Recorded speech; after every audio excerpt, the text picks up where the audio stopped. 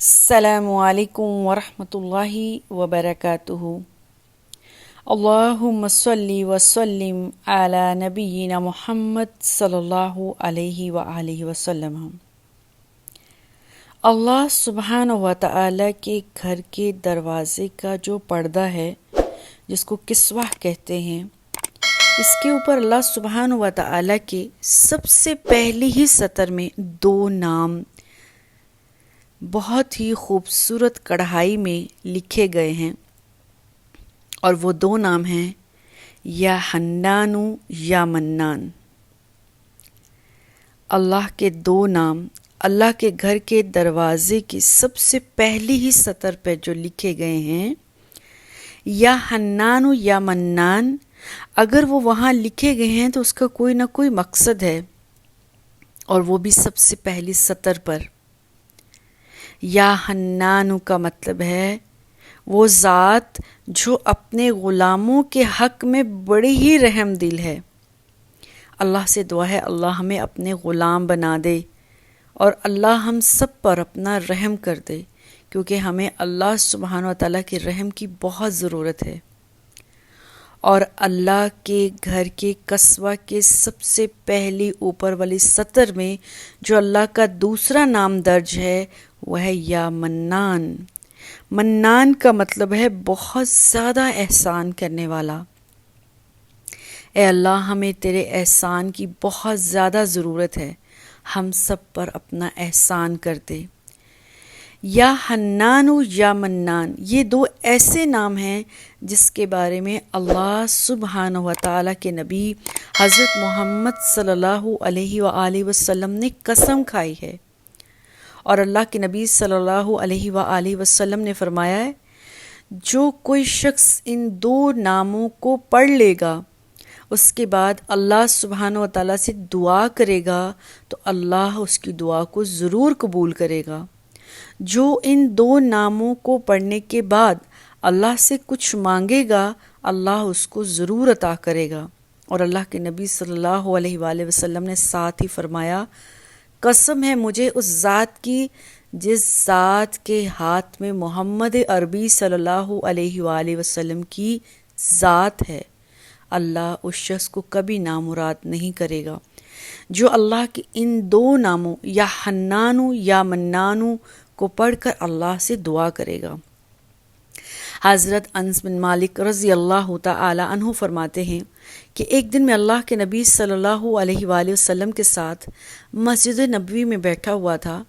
کہ میں نے کیا دیکھا کہ وہاں ایک شخص نماز پڑھ رہا ہے۔ جو وہ شخص نماز کے آخری تشہد میں پہنچا، آخری تشہد جس میں ہم التحیات پڑھتے ہیں، پھر اللہم صلی علی پڑھتے ہیں، پھر ربی جعلنی پڑھتے ہیں، اس کے بعد اس شخص نے اللہ سبحانہ تعالی سے ایک دعا پڑھنا شروع کر دی۔ وہ تھی، اللہم انی اسألک بأن لک الحمد لا الہ الا انت وحدک لا شریک لک المنان یا بدیع السماوات والارض یا ذا الجلال والاکرام یا حی یا قیوم انی اسألک الجنت واعوذ بک من النار۔ اللہ کے نبی صلی اللہ علیہ وآلہ وسلم نے مجھے فرمایا، اے انس، کیا تم جانتے ہو اس شخص نے ابھی کیا اللہ سبحانہ و تعالیٰ سے کہا ہے، کیا مانگا ہے؟ میں نے کہا، اللہ کے رسول صلی اللہ علیہ وآلہ وسلم، اللہ اس کا رسول ہی بہتر جانتا ہے اس شخص نے اللہ سبحانہ و تعالیٰ سے کیا بات کی ہے۔ اللہ کے نبی صلی اللہ علیہ وآلہ وسلم نے فرمایا، اے انس،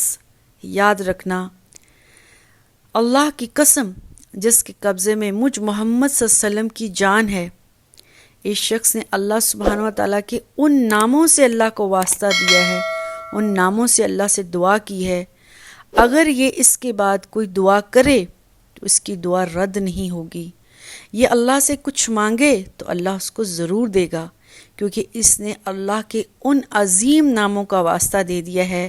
اب اللہ کو اس پر بہت ہی پیار آ گیا ہے، بہت رحم آ گیا ہے، اللہ کو اس سے بڑی محبت ہو گئی ہے۔ یہ جو مانگے اللہ اس کو دے گا۔ یہ جو ان الفاظ پڑھنے کے بعد اللہ سے دعا کرے گا، اللہ اس کی دعا قبول کرے گا۔ گویا اللہ کے نبی صلی اللہ علیہ وآلہ وسلم نے ہمیں سکھلایا کہ ہم اپنے تشہد میں، آخری تشہد میں، جہاں پہ ہم التحیات پڑھتے ہیں، درود شریف پڑھتے ہیں، رب اجعلنی پڑھتے ہیں، اس کے بعد اس دعا کو ضرور پڑھیں، اور پڑھنے کے بعد اللہ سبحانہ و تعالیٰ سے ڈھیر ساری دعائیں کریں، وہ دعائیں جو اللہ کے نبی صلی اللہ علیہ وآلہ وسلم نے ہمیں سلام پھیرنے سے پہلے آخری تشہد میں پڑھنے کی تلقین فرمائی ہے۔ انشاءاللہ اللہ کبھی اس شخص کی دعا کو، اس کی نماز کو رد نہیں کرے گا۔ آخری تشہد میں مانگی گئی ساری کی ساری دعائیں اس کی قبول ہوں گی، وہ کبھی نامراد نہیں لوٹے گا۔ اس کے علاوہ جب بھی ہم اللہ سبحانہ و تعالیٰ سے دعا مانگیں، اللہ کے نبی صلی اللہ علیہ وآلہ وسلم نے فرمایا اللہ کو وہ دعا بڑی پسند ہوتی ہے، اور اللہ اس دعا کو کبھی رد نہیں کرتے جس دعا میں اللہ سبحانہ و تعالیٰ کی تعریف کی گئی ہوتی ہے، اس کی شان بلند کی گئی ہے، اور اس کے بعد رسول اکرم صلی اللہ علیہ وآلہ وسلم پر درود پاک پڑھا جائے، اللہ اس کے بعد مانگی گئی دعاؤں کو، اللہ سے مانگے گئے سوالوں کو، اللہ کے سامنے رکھی گئی حاجتوں کو کبھی بھی رد نہیں فرماتے ہیں۔ تو بہترین طریقہ یہ ہونا چاہیے ہم اللہ سبحانہ و تعالیٰ سے دعا اس انداز سے مانگیں جیسے میرے نبی صلی اللہ علیہ وآلہ وسلم نے فرمایا ہے، اور خاص طور پر کسوہ کی سب سے اوپر لکھی گئی پہلی ہی سطر کے اللہ کے یہ دو ناموں کو ضرور پکاریں، یا حنان یا منان، اے اللہ جو تو اپنے سب غلاموں پر مہربانیاں کرتا ہے، اس دنیا میں بھی کرے گا، آخرت کے میدان میں بھی کرے گا، اے اللہ مجھ گناہگار پر بھی اپنی مہربانیاں کر دے۔ یا منانو، اے بے حد احسان کرنے والی ذات، تو نے بہت سے احسانات کیے ہیں، میری زندگیوں میں جو کمیاں کوتاہیاں رہ گئی ہیں، اولاد کی طرف سے رہ گئی ہیں، مال کی طرف سے رہ گئی ہیں، زمانے میں عزت کی طرف سے رہ گئی ہیں، اے اللہ وہ سب کمیوں کوتاہیوں کو پورا کر دے، کیونکہ وہ پورے کرنے والی ذات صرف تیری ہی ہے۔ یا حنان یا منان یا بدیع السماوات والارض یا ذا الجلال والاکرام، اللہم انی اسألک الجنت واعوذ بک من النار، اے اللہ میں تیری جنت کا تجھ سے سوال کرتا ہوں یا کرتی ہوں، اے اللہ میں تیرے عذاب سے، تیرے جہنم سے تجھ سے پناہ مانگتی ہوں، آمین۔ تو انشاءاللہ ہم اپنی نمازوں میں، اپنی دعاؤں میں اللہ کے ان دو ناموں سے اللہ کو ضرور واسطہ دیں گے، اور اللہ کو ان دو ناموں سے بہت پیار ہے، اسی لیے تو اللہ کے گھر کے قصوہ کی سب سے اوپر والی سطر پر یہ دو نام لکھے گئے ہیں۔ انشاءاللہ ہم اپنی نمازوں میں، اپنی دعاؤں میں ان الفاظ اور ان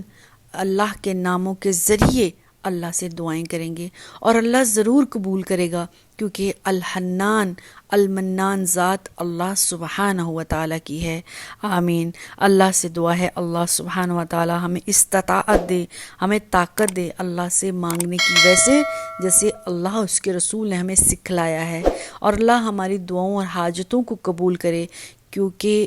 ہر حاجت اور ہر دعا کو قبول کرنے والی ذات صرف اللہ سبحانہ و تعالیٰ کی ہے، آمین۔ السلام علیکم ورحمۃ اللہ وبرکاتہ۔